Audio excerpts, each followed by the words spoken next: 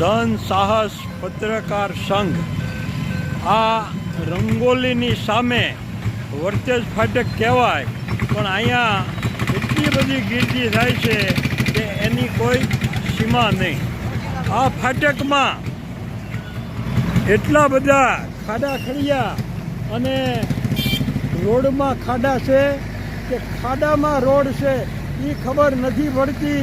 આપ જોઈ શકો છો, આ વાહન આવે છે, ઓછામાં ઓછું આ ફાટક 33 વાર બંધ થાય છે અને ક્યારેક ક્યારેક તો 5 મિનિટથી લઈ અને અડધો કલાક સુધી આ ફાટક બંધ રહેશે. તો આ વર્તેજ ફાટક નહીં, પણ ખરેખર આ ફાટકનું નામ ડિલેવરી ફાટક આપવું જોવે. એવા મોટા મોટા ખાડા છે કે રંગોલીની સામે આ વર્તેજ ફાટકથી તમે કરજે સુધી જાઓ તો ડિલેવરી આવી જાય એવડા મોટા મોટા ખાડા છે. એટલે ખાડામાં રોડ છે કે રોડમાં ખાડા છે એ નથી ખબર પડતી.